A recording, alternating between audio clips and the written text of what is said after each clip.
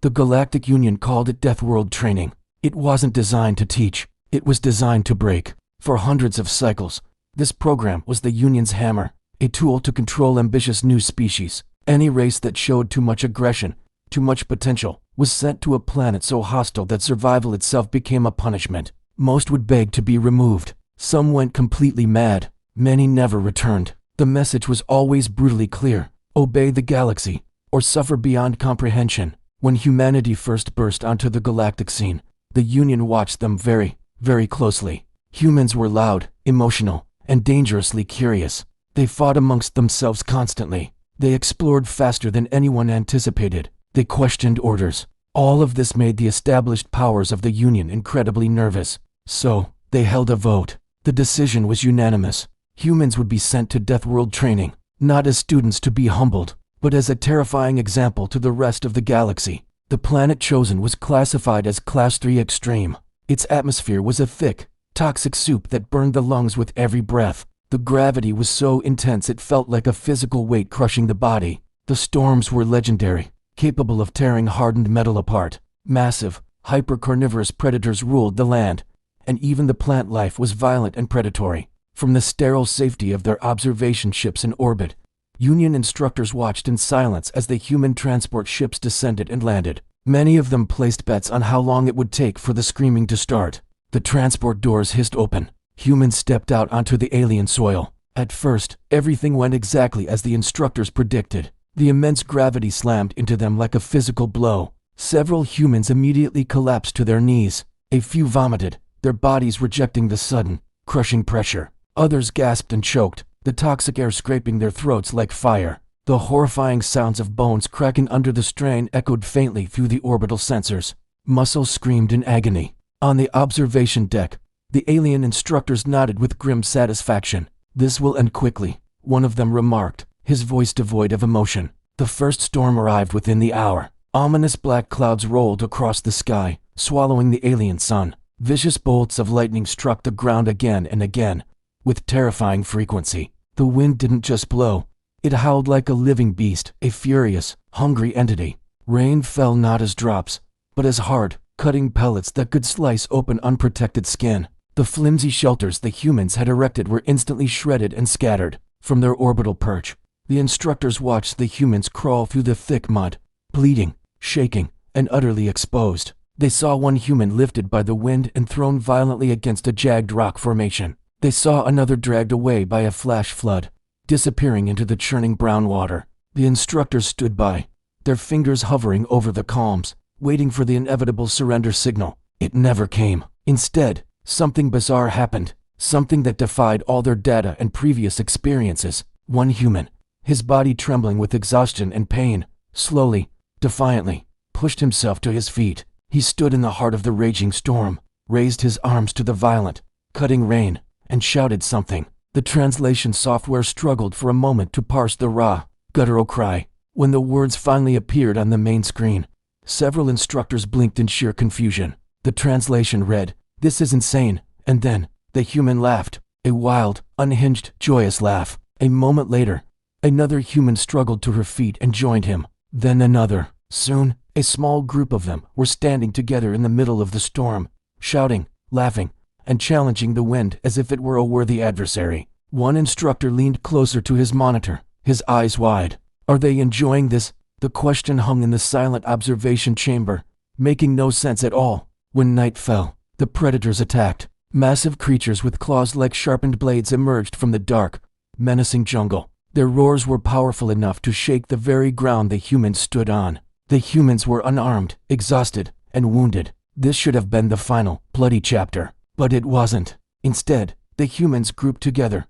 forming a tight, defensive circle. They used rocks. They used fire. They fashioned crude traps from their broken equipment. They shouted warnings to each other, their voices raw but clear. They risked their own lives to drag their injured comrades to safety. Several humans were hurt badly, their bodies torn and broken. Yet when morning finally came, they were still alive. And not only alive, they were talking, eagerly. One human pointed a shaking finger at the massive corpse of a predator they had managed to kill. The orbital microphones picked up his excited voice. The translation appeared. "That thing almost got me. Did you see its speed? Another replied, breathing hard, his chest heaving.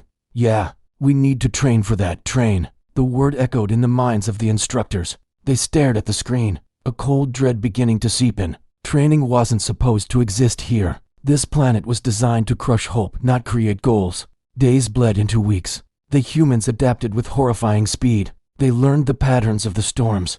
They found higher, more defensible ground. They reinforced their shelters with native materials. They started exercising against the heavy gravity, deliberately pushing their bodies to their limits even when rest was available. Seeing this, the alien instructors decided to escalate. They remotely increased the planet's artificial gravity field. The humans struggled again. Muscles tore, bones fractured, but they recovered. And then, they trained even harder. The instructors increased the toxicity of the air. The humans responded by building makeshift, but effective filters from salvaged scraps. The instructors released more aggressive predators closer to the human camps. The humans used the attacks to practice their defensive strategies. One instructor, deeply disturbed, pulled up the humans' medical data. Their heart rates were consistently elevated, but the biometric feedback wasn't indicating fear. It was excitement, adrenaline. That was impossible. Fear was a universal constant. Pain was a universal deterrent. The basic instincts for survival were simple and predictable. But humans did not follow the pattern. One night, a senior observer zoomed in on a group of humans sitting around a crackling fire. Their bodies were a roadmap of scars and bruises. Their faces were etched with exhaustion, and they were smiling. The high-gain translator caught fragments of their conversation. "This place is brutal," one of them said, tending to a fresh wound on her arm. "Yeah," another replied, a grin spreading across his face. "But it's kinda fun." The senior observer felt a strange, new emotion tighten in his chest, a deep and profound unease. The next morning, something happened that solidified that unease into pure fear. A lone human walked directly toward a hidden monitoring drone. He stopped, looked directly into its lens, as if he knew, somehow, that someone was watching. He held up a hand and raised one defiant finger, a silent, universal challenge. The translation of his spoken words appeared on the main screen, stark and clear for all to see. "Is this all you've got?" Absolute silence filled the observation chamber. The instructors stared at the human on the screen, at the challenge in his eyes, and then at each other. They had made a catastrophic error in judgment. The truth, terrible and undeniable, crashed down upon them. This training wasn't breaking the humans. It was forging them. It was waking something ancient and powerful within them. And the rest of the galaxy was not remotely ready for what would happen next. The Galactic Union expected fear. That was always the next step in Deathworld training. For every species they'd tested, after the initial shock and the pain, fear would inevitably take control. Minds would weaken long before bodies failed. But with the humans, fear just didn't seem to stick around. From high in orbit, the alien instructors watched the planet with intense focus. Every movement was recorded. Every single heartbeat was measured. But the data stream was confusing. Human stress levels would spike during moments of extreme danger, just as predicted. But then, almost immediately after, they would drop back down. Their physical and psychological recovery times were faster than anything in the Union's records. Injuries healed at rates that defied biological sense. One instructor stared at his monitor, a frown creasing his brow. "They should be slowing down by now," he muttered. But the humans were doing the exact opposite. So, the instructors made a decision. They increased the planet's artificial gravity. Movement suddenly became a heavy, grinding chore. Every step sent waves of pain through muscles and bones. Even just standing still was exhausting. The humans struggled. They rested, panting. And then, they got up and moved again. Instead of avoiding the strain, they started to actively create it. They began carrying heavy rocks from one place to another for no apparent reason. They started climbing steep, treacherous slopes instead of just walking around them. They stood upright, bearing the crushing weight, when sitting would have been so much easier. Confused, the instructors adjusted the atmosphere. The air grew thin, harder to breathe. Each breath felt tight and constricting in the chest. The goal was simple: induce panic, make the humans gasp and lose control. But they didn't. Instead, the humans consciously slowed their breathing. They took deliberate rests between movements. They shared tools, they shared ideas. When one of them struggled, another was always there to help. One human was recorded speaking quietly to his companion. "This place doesn't want us to be comfortable," he said. The other replied without hesitation, "Good. Comfort makes you weak." That conversation was immediately flagged and sent up the chain of command. Psychological stress was supposed to cause breakdowns, paranoia, and infighting. In humans, it seemed to be causing focus and determination. Days turned into weeks. The humans started to change their behavior in subtle but profound ways. They began waking up just before the pre-programmed storms hit. They moved their camps to higher ground without being forced. They were learning the patterns of the land, figuring out which areas were prone to flooding and which stayed stable. They had stopped simply reacting to the world around them. They had started predicting it. Then, one instructor noticed something truly unsettling. The humans were smiling more often. Not all the time, but during moments of intense difficulty. A man slipped while climbing a rough patch of rock. He caught himself at the last second, dangling precariously, and let out a quiet laugh. Another human reached down and helped him up. "That was close," the first one said, grinning. "Yeah," the other answered. "Do it again." The instructor muted the audio, a strange feeling creeping over him. Next, they increased the predator presence, keeping the dangerous creatures at a carefully controlled distance. The goal was constant, psychological pressure, not outright elimination. The humans reacted with unnerving calm. They observed the creatures from afar, noting their habits and patterns. They avoided any unnecessary contact, adjusting their routes and schedules accordingly. Instead of fear, they showed curiosity. One human pointed at a large, fast-moving creature in the distance. "It's fast," he observed, "only in short bursts." Another replied calmly, "We're fine if we don't rush." They were analyzing the danger, breaking it down, and turning it into data. This was not the expected response. The Union pushed the environmental stressors again. The temperature shifts became extreme. Blazing hot days would plunge into freezing nights without warning. Torrential rain would start in an instant, turning the ground into a muddy, unstable mess. The humans adapted. They layered their clothing. They redesigned their shelters for better insulation and drainage. They shared resources without ever being ordered to. A complex, efficient society was forming, completely on its own. No one had told them to do this. It was just natural. A senior observer was reviewing the footage late into the cycle. He watched a group of humans moving through the brutal terrain with a growing, easy confidence. He leaned forward, his voice a low whisper. "They're not surviving," he said slowly. "They're learning." That single word, learning, sent a shockwave through the observation deck. Learning was never part of the design. Deathworld Training was meant to overwhelm, to crush, to break a species' spirit. It was not a school. The Union Council demanded progress reports. The instructors hesitated. How could they possibly explain that the humans were becoming stronger, faster, and smarter because of the pressure they were applying? One report tried to phrase it carefully. Subject species, human, responds to mortal danger by adapting behavior, rather than demonstrating standard avoidance protocols. The council was not pleased with that answer, so the environment was pushed one last time. The storms became more frequent, more violent, but still within the controlled parameters. Sensors tracked every human reaction. During one particularly loud and furious tempest, a group of humans stood under a makeshift shelter, simply watching the sky light up. "It's loud today," one of them remarked. "Yeah," another replied, a small smile on his face. "Kinda impressive." That word kept appearing in the translated human speech, driven by a new kind of anxiety. The instructors pulled up the historical records on the human homeworld Earth. The data was disturbing. High gravity, wildly unstable weather patterns, a biosphere teeming with dangerous predators, constant natural disasters. This artificial death world, it was familiar to them. One instructor finally voiced the thought that had been lingering in everyone's mind. "This planet," he said, his voice barely audible. "It feels like home to them." That realization changed everything. The humans weren't adapting because they were forced to. They were adapting because they already knew how. By the end of the second cycle, they moved with a clear purpose. They conserved energy with practiced efficiency. They actively chose challenges instead of avoiding them. They were no longer just reacting to the death world. They were interacting with it. One afternoon, a human spotted a small monitoring drone hovering high above the trees. He stopped, looked straight up at its lens, and slowly raised his hand. It wasn't a gesture of fear or anger. It was a greeting. A wave. The instructors in orbit felt a collective chill run down their spines as the human's voice came through their speakers, calm and clear. "We're still here," he said. The translation was simple, but the meaning was not.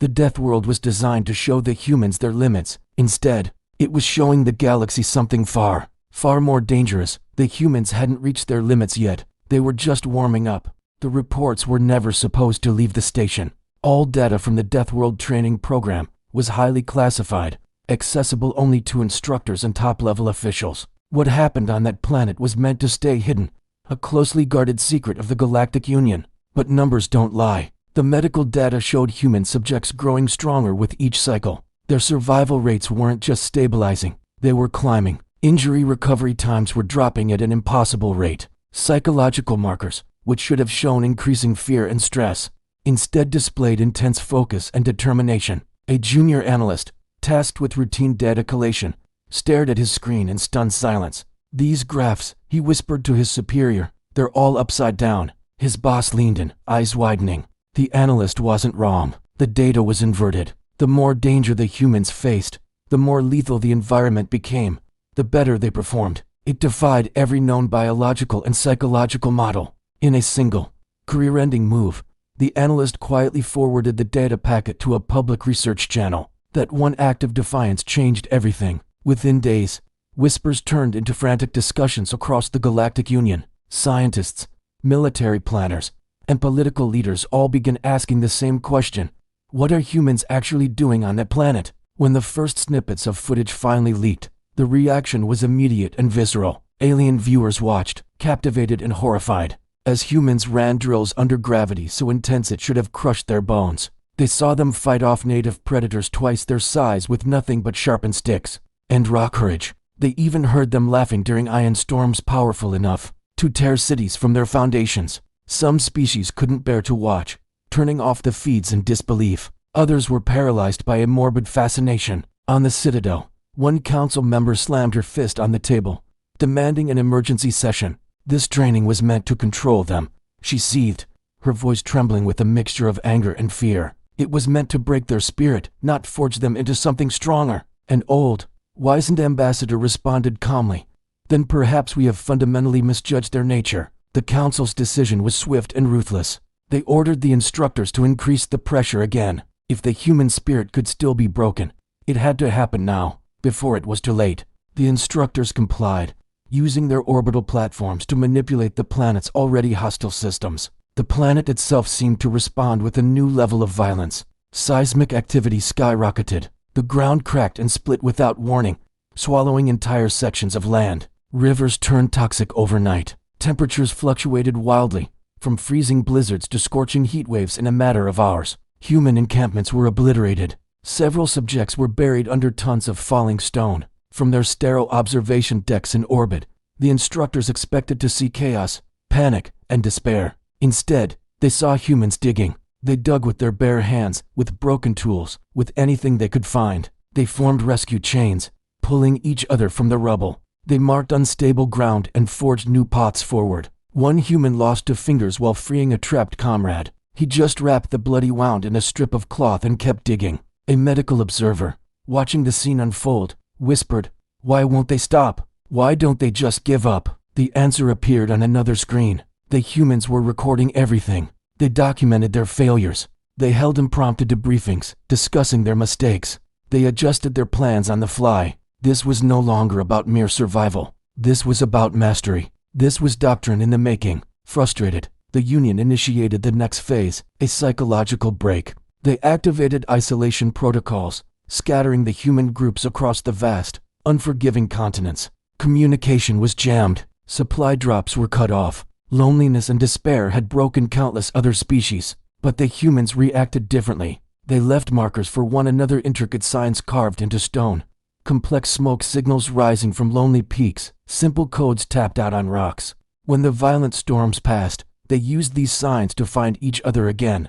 Not all of them made it, but those who did carried the memories and the lessons forward, their bonds strengthened by the shared hardship. One human, alone for nearly a week, was recorded speaking to a small recording device, his voice hoarse. "Still here," he said, a grim smile on his face. "And if I'm still here, it means I can keep going." That short, simple recording went viral throughout the Union's internal networks. The quiet confidence in his voice began to replace the Council's own confidence. With a growing sense of dread, military strategists were brought into the discussions. They compared the human adaptation rates to their own most elite combat units. The numbers didn't align. The humans were adapting faster. They were more flexible. They were becoming more dangerous. A veteran commander, a decorated hero of a dozen wars, finally said what no one else dared to. "If they ever leave that planet," he stated, his voice heavy, "they will be unstoppable." The council ordered contingency planning. Quietly, secretly. Meanwhile, on the surface, the humans noticed the changes. They felt the planet itself growing angrier. They saw the storms come faster, the predators hit harder, the very ground break beneath their feet. But instead of fear, they felt a sense of challenge. One human, a natural leader, gathered the survivors of his group. "This place wants to kill us," he said simply. Several others nodded grimly. He grinned, a feral light in his eyes.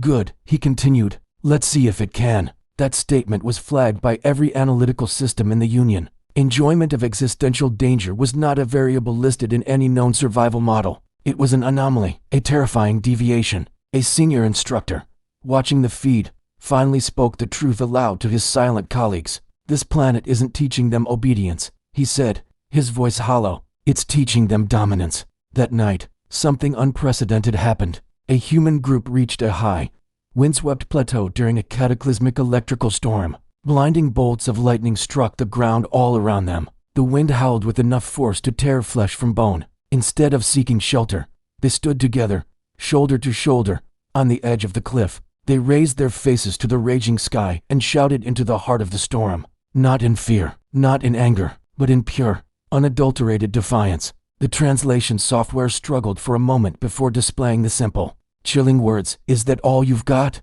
The galaxy watched. For the first time in recorded history, a Deathworld wasn't terrifying its subjects. It was being challenged by them. The council members sat in stunned silence as the feed played on the main screen. They had tried to make humans afraid. Instead, they had only shown them their limits. And now, the humans were systematically breaking those limits, one by one. A final, concise report was submitted at the end of that cycle. The conclusion was stark.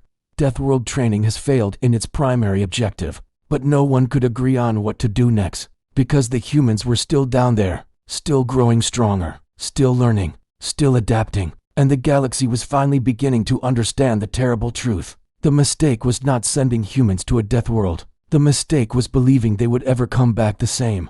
For millennia, the Galactic Union tested its member species against the harshest environments imaginable. They called it Deathworld Training. The goal was simple: find the breaking point. For most, that point came quickly. Some species shattered within hours, others lasted days, a few managed weeks. The program was a brutal, but effective, filter. But then came the humans. Predictions were made. Bets were placed. The consensus was clear. They wouldn't last a month. But weeks turned into months, and the humans just kept going. They adapted. They overcame. They endured. They didn't just survive. They started to thrive in a place designed to extinguish all life. In the gilded halls of the Galactic Council, a nervous quiet fell. The data streamed in, showing human resilience far beyond any known metric. The program, once a source of grim pride, was now a source of growing dread. A private, emergency vote was held. The decision was unanimous. End the program. Terminate Deathworld Training for the human subjects. But this wasn't an act of mercy. It was an act of fear. Orders were sent to the grizzled instructors overseeing the planet. The message was concise: begin extraction. Prepare to remove the human survivors. On the orbital station, a wave of relief washed over the staff. The long, tense vigil was finally over. But the planet, and its new inhabitants, had one last surprise in store for them. When the first extraction drones descended through the planet's violent, churning clouds, the humans on the surface noticed immediately. This wasn't the sound of a hurricane or the roar of a territorial predator. It was different. It was mechanical, controlled. Across the ravaged landscape, small, hardened groups of humans stopped what they were doing. They stopped hunting, stopped reinforcing shelters, stopped tending to the wounded, and they looked up. A drone hovered low over one particular group, its anti-gravity engines humming a tune utterly alien to that world. It projected a message, a hologram shimmering in the toxic air, with a perfectly translated voice. Deathworld Training is complete. Prepare for evacuation. A profound silence followed, broken only by the howling wind. The instructors watched the live feed, expecting shouts of joy, tears of relief. They got nothing. No one moved. No one celebrated. They just stood there, staring, confused. The instructors repeated the message. Attention, Human participants, the test is over. Evacuation procedures are commencing. Still, nothing. Then, a man stepped forward from the group. His body was a roadmap of scars, each one telling a story of survival. But his posture was calm, his eyes sharp and focused. He tilted his head back, looking directly at the hovering machine. "Why?" he asked, his voice raw but steady. The single word was translated and flashed on the main screen in the command room. An instructor, trying to sound reassuring, responded through the drone speakers. "You have passed the test. Congratulations." The human frowned, a look of genuine confusion on his face. "Passed?" he repeated, the word laced with disbelief. He glanced back at his comrades, a grim smile touching his lips. "We were just getting started." That single sentence landed like a physical blow in the orbital command room. The entire staff froze. Behind the man, other humans gathered. They weren't cheering. Some nodded in agreement with him. Others crossed their arms, their expressions unreadable but certainly not relieved. Another human, a woman with eyes that held the same steely resolve, stepped up. "You sent us here to break us," she stated, her voice cutting through the wind. "You failed." The instructors exchanged uneasy glances. The situation was spiraling out of their control. The woman continued, gesturing to the hostile world around them. "This place, it pushes back. That's good. We learn from that. We get stronger." The drone hovered, its programming inadequate for this scenario, waiting for new orders. In the council chambers, a frantic, real-time debate erupted. "Force extraction," one member demanded. "Their defiance is a threat." Another, more cautious voice, warned forcing them could be seen as an act of aggression. They might resist. They opted for persuasion. The instructor tried again, shifting tactics. "We understand your ordeal. We will provide full support. Advanced medical aid, unlimited supplies, comfortable and safe environments. Your every need will be met." A sound rippled through the human group, a sound the instructors had never heard from them before. Laughter. It wasn't loud or cruel. It was honest, almost pitying. "We didn't come here for comfort," a different human called out. "We came here to find out who we really are." That response was immediately flagged as a high-risk psychological deviation. The instructors tried one last, logical approach. "This planet is classified as lethal. Prolonged, unprotected exposure will inevitably result in your death." The first man, the leader, simply nodded. "Yeah," he said, his voice flat. "That's what makes it real." A cold, creeping fear spread through the observation chamber. This wasn't confusion. This wasn't trauma-induced defiance. The humans were making a conscious choice. They were choosing the death world over the safety of the Union. The Council, panicking, issued a new directive: partial withdrawal. Remove only the weakest, the injured. They will be more compliant. It was the worst possible move they could have made. As the drones shifted their focus, targeting humans with visible injuries, the able-bodied immediately moved to intervene. They formed a living wall around their wounded comrades, blocking the drones' paths. Their expressions were no longer calm. They were fierce, protective. "No one leaves alone," one of them declared, the sentiment echoed by the entire group. The drones hesitated, their non-combat protocols creating a stalemate. They were not built for this kind of organized, non-violent resistance. The instructors, defeated, shut down all extraction attempts for the time being. On the surface, the humans regrouped. The illusion was shattered. They understood now. This wasn't a test anymore. This was a contest of will, and they weren't going to lose. Natural leaders emerged, not appointed by rank, but forged in the fires of shared hardship and earned through trust. They started making plans, assigning patrol rotations, and improving defensive positions. They were preparing for the Galactic Union to push back, and all the while, the planet did not rest. The storms seemed to strike with more fury. The native predators adapted, becoming smarter, deadlier. The very ground seemed to fight them, with quakes and sudden fissures. But the humans welcomed it. They began to see the Union's drones not as saviors, but as monitors for a new kind of game. A game they now controlled. They started sending messages back. "Increase local gravity by 10%. We've mapped the Alpha Predator's territory. Release something bigger. Send us to the polar caps. We need to practice cold weather survival." The requests were logged and sent up the chain of command. In the council chamber, the representative stared at the list in stunned silence. "They are asking for harder conditions?" one member whispered in disbelief. A high-ranking military advisor leaned forward, his face grim. "No," he said, his voice low. "You don't understand. They are turning this into their own training ground. Real training. And in that moment, the Council understood a terrible truth. Deathworld training had ended, yes, but human training had just begun. One of the instructors, desperate for an explanation, pulled up the historical and biological files on humanity. Earth, a high-gravity world with violent weather patterns, devastating geological activity, and a biosphere filled with fangs and claws. A history defined by constant conflict, struggle, and war. The pattern was undeniable. Humans weren't forged in peace and tranquility. They were shaped by relentless adversity. The Deathworld hadn't created this terrifying resilience. It had only revealed what was already there. Far below, on the planet's surface, a team of humans was climbing a jagged mountain during an electrical storm. The wind screamed, threatening to tear them from the rock face. Shards of ice sliced at their exposed skin. Visibility was almost zero. One of them slipped, their grip failing. Instantly, two others caught them, anchoring them, refusing to let go. Together, they kept climbing. At the summit, they stood together shaking, bleeding, but alive. One of them raised a battered fist to the stormy sky. Still standing, he roared. The signal reached the orbital station, and the instructors, watching the raw display of defiance and triumph, felt something entirely new. It was respect, but it was overshadowed by a much more powerful emotion, fear, because the humans were no longer just trying to survive. They were demanding to be tested, to be pushed to their absolute limits and beyond, and the rest of the galaxy had no idea how to say no. The attack was never meant for humans. That was the cruel, simple truth. For some time, a hostile force had been watching the Deathworld system. They saw the Galactic Union station orbiting the planet as a soft target weakly guarded, an easy prize. The Deathworld itself? They assumed it was a barren rock, devoid of anything useful. They were catastrophically wrong on both counts. The first warning came far too late. Long-range sensors screamed an alert. Unknown ships entering the system at incredible speed. They were heavily armed and their intentions were unmistakably aggressive. The Union station lurched into emergency mode. Instructors, usually calm and composed, froze in place.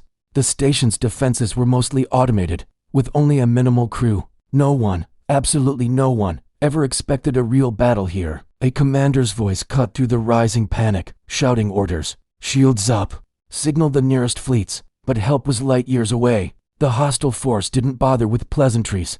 Their ships opened fire. A symphony of destruction rocked the station. Explosions blossomed along its hull. Systems failed, and power flickered violently. One by one, the observation screens went dark, plunging the bridge into chaos.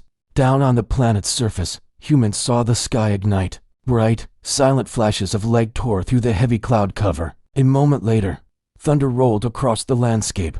But this was a thunder of war, not weather. Humans everywhere stopped what they were doing and looked up. They didn't need a briefing. They understood instantly. That's not the planet, one human said, her voice steady. That's a fight. A transmission, broken and frantic, managed to reach the surface. All personnel remain on planet station under attack. The message cut off into static. Across the planet, humans exchanged looks. There was no panic, no shouting, just a chilling, shared focus. One human spoke calmly into the sudden silence. So, he said, a grim finality in his tone. Guess this is it. Another beside him simply nodded. The real test, the hostile force, confident in their orbital superiority, launched landing units toward the surface. They expected to find no resistance, maybe a few broken creatures scurrying in the dirt. Their drop ships burned through the atmosphere like fiery meteors. Humans watched them fall. They didn't hide. They prepared. In small, efficient groups, they moved with a purpose forged in hardship. Positions were chosen with an instinctual understanding of the brutal terrain. Traps were set, using the very environment that had tried to kill them every day. They claimed the high ground, the narrow passes, the unpredictable storm paths. The Deathworld had been their harshest teacher, and they had learned its lessons well. The first dropship slammed down near a deep ravine. Its ramp hissed open, and armored soldiers rushed out, weapons raised, shouting with the arrogance of conquerors. They lasted less than a minute. Humans struck from above and behind. An avalanche of rocks crushed the front ranks. Hidden traps snapped shut on armored legs. The close-quarters combat that followed was brutal, efficient, and blindingly fast. Humans moved as if the crushing gravity was a minor inconvenience. The invaders, who had expected cowering primitives, were met with the force of nature. Panic began to set in. This wasn't a broken species. This was something else entirely. More drop ships landed, and the fighting spread. And then, The Deathworld itself joined the battle. Sudden, violent storms struck with hurricane-force winds, throwing the off-world soldiers from their feet. Native predators, drawn by the chaos, attacked anything that moved. The very air, toxic to alien lungs, began to weaken them.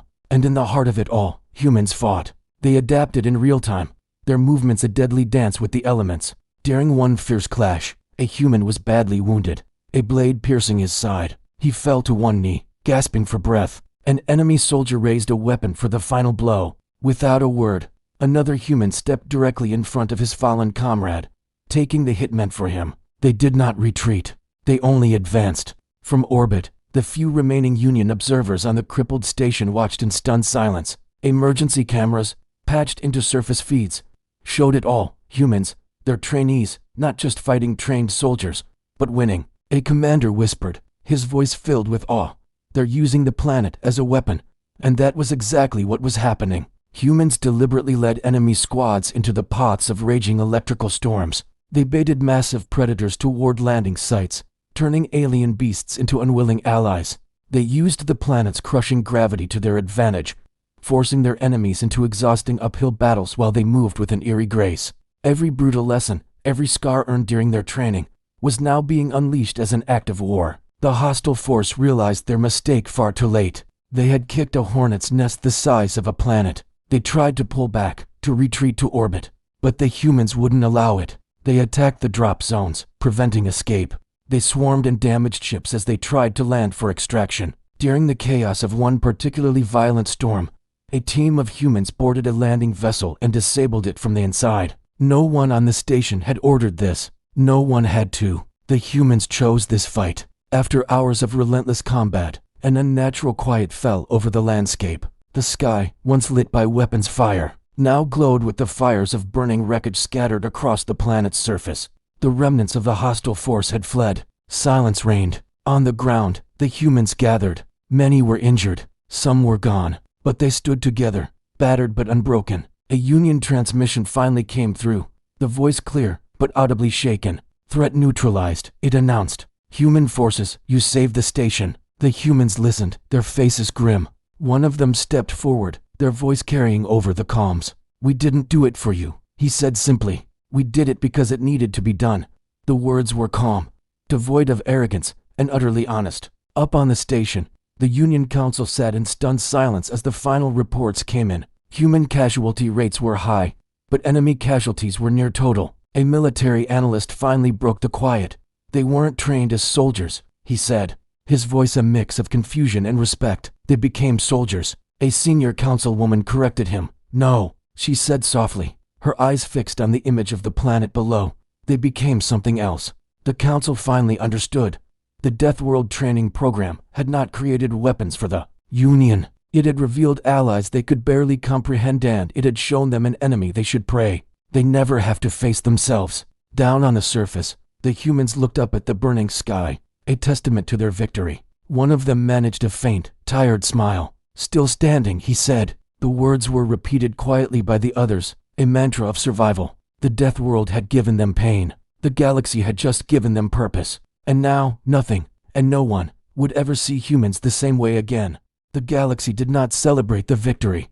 There were no parades, no fireworks painting the void, no grand speeches of praise echoing through the star systems. There was only a profound, universe-spanning silence. The hostile force, a menace that had threatened the stability of countless worlds, had been defeated, but not by the Union's elite fleets or their decorated soldiers. They were defeated by humans, humans who were never meant to fight a war. The planet below, the infamous Deathworld, had once been a tool of control, a brutal crucible designed to forge compliant soldiers. Now, it had become a symbol of something far more dangerous. The Galactic Union gathered in an emergency session, a rare and ominous event. On every holographic screen, from the High Council chamber to the private quarters of ambassadors, the same haunting images played on a loop. Human survivors, battered but unbroken, standing stoically amidst the wreckage of both friend and foe. Alien soldiers, once feared across the quadrant, lying defeated in the mud.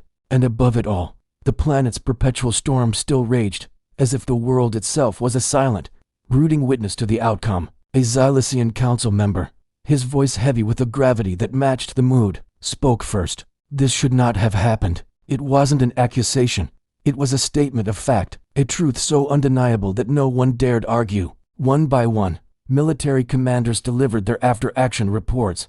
The data was stark, unbelievable. The human forces had no formal ranks, no chain of command that the Union's analysts could decipher. Their weapons were primitive by galactic standards, often scavenged from the battlefield. They had received no external support, no reinforcements, no orbital bombardments to clear their path, and yet, they had won. The victory wasn't a product of superior technology or overwhelming firepower. It was born from something the Union's strategists had only ever theorized about. It was born from adaptation, from raw endurance, and most terrifyingly, from choice. A senior strategist, a veteran of 100 campaigns, finally said the words everyone was thinking, the words that sent a chill through the very heart of the galaxy. If those humans had been our enemy, we would not be sitting here today. That truth settled over the chamber like a shroud. The implications were staggering. The Union had created a monster, not out of malice, but out of ignorance. The vote that followed was swift, unanimous. The Deathworld Training program was terminated, not paused for review, not adjusted with new safety protocols. It was erased from the Galactic Charter. No species would ever be sent to that planet again. The reason was unwritten but understood by all. It wasn't because the training was cruel. It was because, on humans, it had worked far too well. In the wake of this decision, a new classification was urgently created. Humans were no longer listed in the Galactic Codex as a developing, pre-FTL species. They were reclassified as Deathworld Origin Combat Adaptives. The label, clinical and cold, spread across the galaxy's networks like a wildfire. And with it, a new kind of fear began to take root. Down on the planet, amidst the storms and the silence, the human survivors received the news. Extraction ships, which had previously been held at bay by the planet's defenses and the ongoing conflict, finally descended, landing without resistance. Medical teams rushed out, their scanners whirring in disbelief at the physiological state of the humans. Supplies followed, mountains of them. This time, the humans allowed the assistance, not because they were weak or broken, but because they had finished what they came to do. As the humans boarded the transport ships, many paused at the top of the ramp, turning to look back at the planet that had been their prison and their forge. They looked at the jagged mountains that tore at the sky, the churning, toxic oceans, the scars they had carved into the landscape, and the scars the landscape had carved into them. One man, his face a mask of dirt and grim satisfaction, knelt down. He pressed his palm flat against the trembling ground. "Thanks," he said, his voice barely a whisper against the wind. The Deathworld, as always, remained silent. Up on the orbital station, the instructors who had overseen the program watched the ships depart on their main viewers. They did not feel the relief they expected. Instead, there was a strange sense of loss, a professional melancholy. They had witnessed something profound,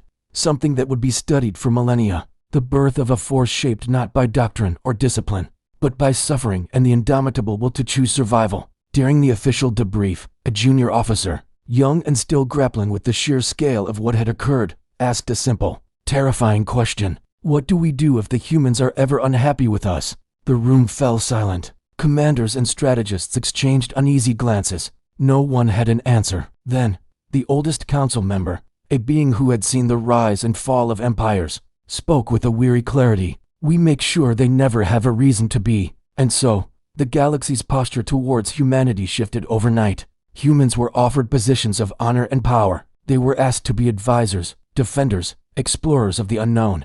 They accepted some offers, flatly refused others. They made only two demands, absolute honesty and their own space. The galaxy learned very quickly to give them both. Stories began to spread, becoming the new legends of the age. Tales of humans training in gravity so intense it could crush battle tanks. Stories of them walking calmly through acid rain storms that would dissolve the hulls of other species' vehicles. Whispers of how they smiled when the odds turned impossible, when any other soldier would break. Some species admired them, their resilience, their sheer grit. Others feared them, seeing them as the ultimate predators, but all respected them. Years passed. A new threat emerged at the distant edge of Union space. A conquering empire, known for its cruelty and its refusal to negotiate. They broadcast their demands across all channels: surrender or be annihilated. The Galactic Union, once prone to lengthy debate and compromise, sent a single, unified message in response. Simple, clear: we will not comply. The Empire's warlord laughed. He saw the Union as a soft, decadent collection of states, ripe for conquest. He laughed, until his intelligence officers told him who stood with the Union now. The human fleets arrived. Their ships weren't the strongest. Their weapons weren't the most advanced.